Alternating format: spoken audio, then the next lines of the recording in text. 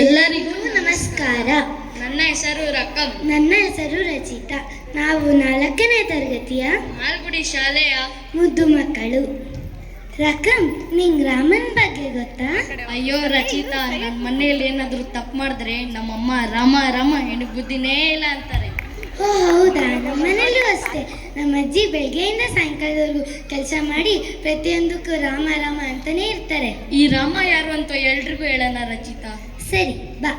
ದಶರಥ ಪುತ್ರ ರಾಮ, ಕೌಶಲ್ಯ ಜೀವ ರಾಮ, ಲಕ್ಷ್ಮಣ ಅನುಜ ರಾಮ, ಸ್ನೇಹಮಯಿ ರಾಮ, ತ್ಯಾಗಮಯಿ ರಾಮ, ಪಿತೃವಾಕ್ಯ ಪರಿಪಾಲಕ ರಾಮ, ಕರ್ತವ್ಯದ ಪ್ರತಿರೂಪ ರಾಮ, ಸಹನ ಮೂರ್ತಿ ರಾಮ, ನನ್ನಲ್ಲಿ ರಾಮ, ನಿನ್ನಲ್ಲಿ ರಾಮ, ಅವರಲ್ಲಿ ರಾಮ, ಇವರಲ್ಲಿ ರಾಮ, ಎಲ್ಲರಲ್ಲಿಯೂ ರಾಮ.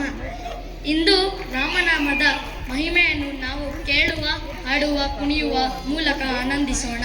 ನಿಮ್ಮನ್ನು ಈ ಆನಂದ ಸಾಗರಕ್ಕೆ ಕರೆದುಕೊಂಡು ಹೋಗಲು ನಮ್ಮ ತಂಡದವರು ವೇದಿಕೆ ಮೇಲೆ ಆಗಮಿಸಿದ್ದಾರೆ. ತಮ್ಮ ಅನನ್ಯ ಚಪ್ಪಾಳೆಯ ಮೂಲಕ ಅವರನ್ನು ವೇದಿಕೆಗೆ ಸ್ವಾಗತಿಸಿ ಅಭಿನಂದಿಸಿ ಆಶೀರ್ವದಿಸಬೇಕಾಗಿ ವಿನಂತಿಸುತ್ತೇವೆ. ಜೈ ಶ್ರೀರಾಮ್. ಜೈ ಶ್ರೀರಾಮ್.